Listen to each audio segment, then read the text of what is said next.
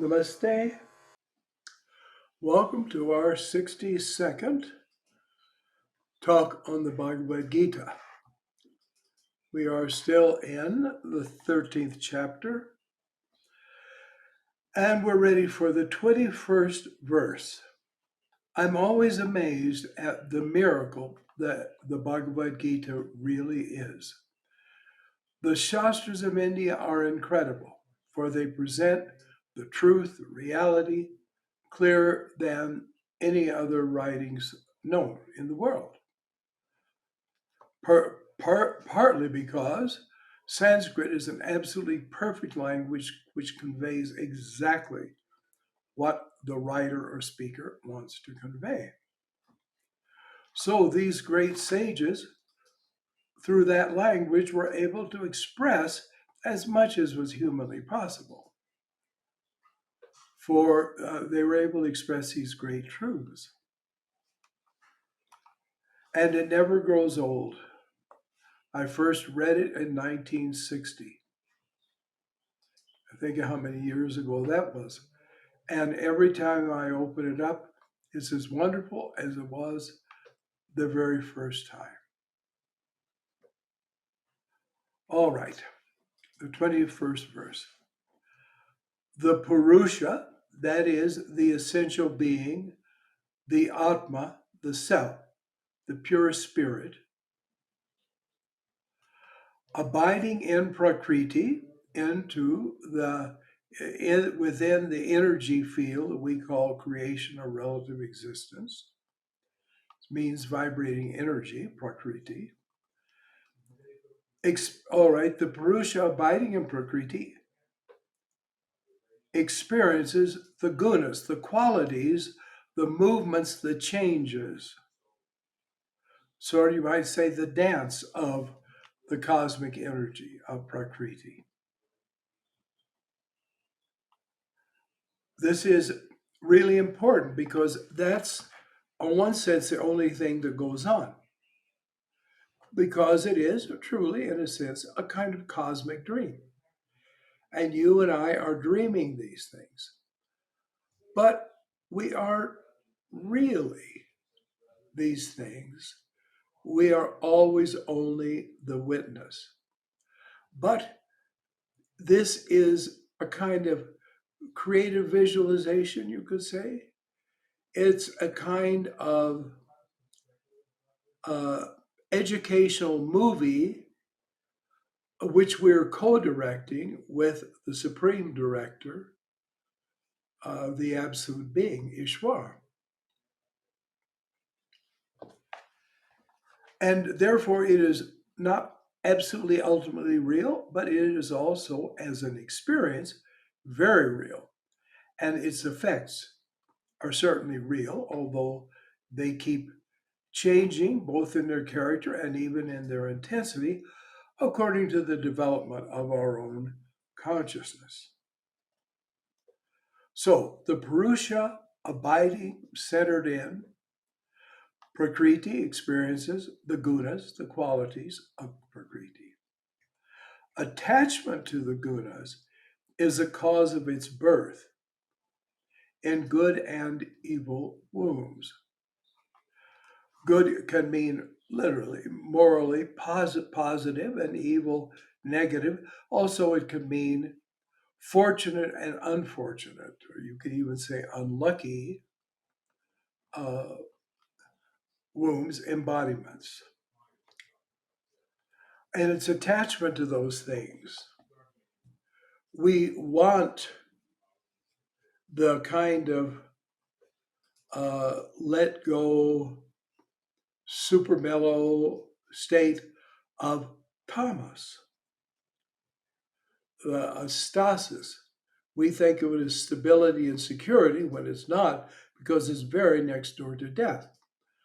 But just that kind of nothing going on and sort of moseying along, we like it. And then we like activity, we like excitement. We There are those that especially think of themselves as having zest for life. Some are attached to that. Most of us are attached certainly some activity, even if it's just playing a game or going on a vacation. And then sattva, feeling at peace, in harmony, and in clarity, though most people are willing to have that clarity of vision extend maybe only a few inches or a few feet away. They don't really want a deep vision, but anyway, they're there. But we're attached to these various things. We want something to go on, or we want something to stop going on. Both are gunas. And because of that, and we demand it, well, then we get it. That's the thing they always say. Forget, but please be careful what you wish for because you're likely to get it. So this indeed does happen.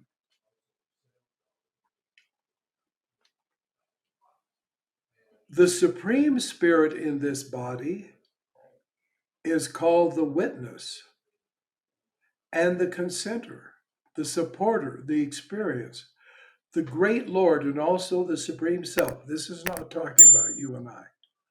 This is talking about the self of ourself, who is always present wherever you and I are present.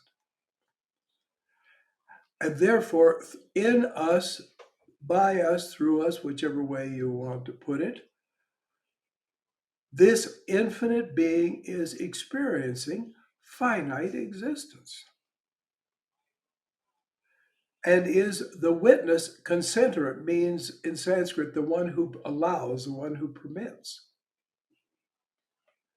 So God is not helpless in it. You and I are helpless. Ultimately, our self is not. It's in control, but we don't know that. So we experience helplessness, which, practically speaking, uh, can be the reality for us. So that is the witness of all. That is the one who makes it possible, the supporter, the foundation of it all, the experiencer, the great Lord, the Param Purusha, the Paramatma, the Supreme Self. The two are one. The two are never separate. There is a distinction, and yet not much of a difference. One is finite, one is infinite. But a tiny speck of gold and a ton of gold are exactly the same. It's only a matter of mass or quantity. And we need to realize this because we don't have to attain some great state. We already not only have, but we are it. But you see, we are fogged in our perceptions and we don't realize that. He who thus knows the Purusha and Prakriti, in other words, he understands their simultaneity and their identity, yet that distinction. If he knows this, he who thus knows the Purusha and Prakriti, along with the Gunas, in other words, their whole changes and what they mean, who could even see through it. There are some people who say, oh, I'm dying. And others say, I'm going to live.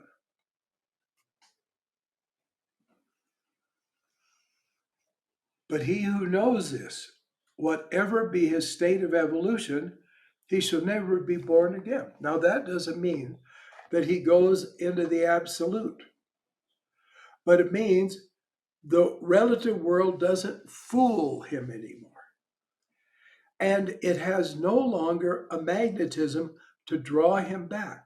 Rather, he has changed his entire vibration, which means his polarization, and therefore is always drawing upward. Until then, we go up, we go down, we go up, we go down, we go up, we go down. But the yogi has so set the direction, his orientation, the magnetic quality of his life, so that he goes into life and never more comes back into the world that is death, not just death of the body, but death of consciousness, which is the worst death there is. Some perceive the self in the self, by the self, because that's really the only knower there is, and in a sense is the only instrument of knowing. Nothing of the lesser things like the brain, the eyes, and so on, but in the higher sense, because all that is beneath it is in it inherently because it is the source of all those things. So, some perceive the self in the self, by the self, through meditation. That's the surest way. Again, japa meditation, japa meditation, japa meditation. Others by Sankhya Yoga. That is, they don't really see it or experience it, but it means the study of the Sankhya philosophy. And by living according to those principles. So way deep, they're experiencing these things, so it's not right up on the conscious level. But by having studied and read, because this is the value of Shastras, it helps condition and orient our mind, and our very thoughts have vibrations. So it creates a magnetic attraction toward the higher level of our being. And still others by karma yoga. In other words, they live in life and they act in life with their heart faced on the absolute, and they act in the way where they can do it objectively and they do it correctly according to the principles of a higher life. And so, by that, also, obviously, we need all of them. We need the meditation, we need the intellectual philosophy, and we need the way to live. Others also not knowing this, in other words, let us not start thinking, well, those poor people, uh, they don't get it at all. But I, of course, am going to sail away into my little boat on the ocean of the infinite. No, others also not knowing thus, yet hearing from others. And this means something too. There are the people like say, well, I have to know it for myself. Ultimately, that's so. But they don't really mean that. They mean, I don't like what you have to say to me. And therefore, if I don't know it, I don't have to bother with it. So go away. Don't bother me. And please do go away and don't bother them. All right. But the good ones, the right ones, hearing about it, they have an intuition. That's the truth. Because they're already there. So they really are knowing about it. But don't realize they're knowing. They know in the superconscious, not the subconscious. But when they hear about it, those who are purified, then they worship. Now, the worship, they use the word uposite. They draw nearer. See, the worship is also, one word for worship is upasana, and it means drawing near. It isn't like, oh God, there you are far away. I'm calling out across the canyon of being. Give me what I want. No. It means that, for example, we take one of those, say, there we have Durga or Ganesha or Shiva. We take an image like that, we put it in front of us, and first we just look at it and are aware of it. And because of the nature of our mental energies, as we look at it, our mental Shakti, part of it takes on that form. And that form has a great and sacred vibration because it exists in the infinite mind as divine archetypes.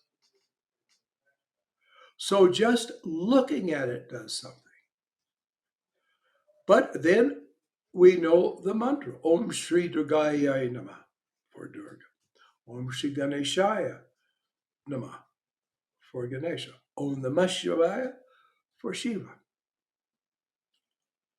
And so we look, we repeat the mantra, and we have offerings. They're physical offerings, but they have representative meanings. Usually, 5 items are offered representing the 5 senses and also the 5 elements of which all creation is made. And we take it, maybe it's very simple mantra, maybe it's very complex, but perhaps we just say, we take a flower and say, Om Pushpang Samarpayame Shri Ragaya Nama. Om, I offer this flower in salutation to Durga. And since Durga is everywhere, because this is a form of the infinite, and we think about it, whatever we think about it, we come into uh, an association with. We develop an affinity for it. Those who think of food all the time, they become increasingly greedy. So those who think of the divine constantly and use divine forms, then they draw near to that.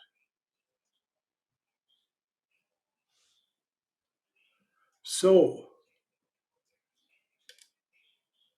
even worship, ritualistic worship, can be an act of yoga, an act of drawing near. And you can't go to one place without leaving your original place. So that means your consciousness starts going to a higher and higher level. So that then when you meditate, you're really able to get up to a higher state of consciousness. This is incredibly important because, oh, ritualistic worship, and oh, these are all externals. There's no such thing ultimately as internal and external. Unless you want to say the internal spirit is all it is, which is what's so. So don't mistake the reflection in a mirror for the object that's reflected. Everything that we see outside has earlier been inside. Again, this is why without the cultivation of meditation, we don't get anywhere and we can't comprehend anything. And for example, right now, you could say, well, I'm listening to that, doesn't make any sense. That's all right. Just keep meditating, and one day it will make sense, and one day you will be the very thing that is sensible, that is the sensing, is the divine witness. This is the glory of these teachings. Cannot be found in these pathetic little ecosystems started by God's one and only prophet. You are God's prophet. Only Sanatana Dharma tells you that truth and gives you the way to know it.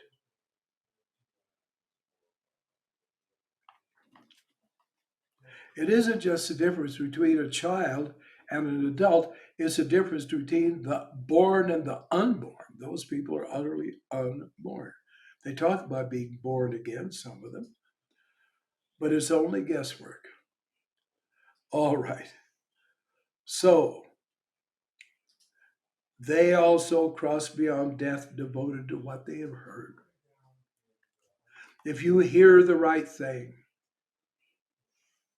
especially mantrically so, if in your mind you are constantly hearing so hum, where else will you go but to the infinite soul? Know this, okay? Whatever is born, the animate or the inanimate. So born means also like being produced and appearing in the world. Whether it has an aware, awakened, alive consciousness behind it, or it's just an objective consciousness like this. Know it to be resulting from the union of the field, the Prakriti of us, the relative part of us, and the knower of the field, the infinite absolute part of us. It all comes from that. So if we decide we want to end it, then we begin separating ourselves from the field, from Prakriti, and withdrawing further and further into and experiencing Purusha, our own self. The prime Purusha, or the Puran Purusha, that again, according to the Upanishad, said first of all, Soham Asmi, I am Soham. That's the path back.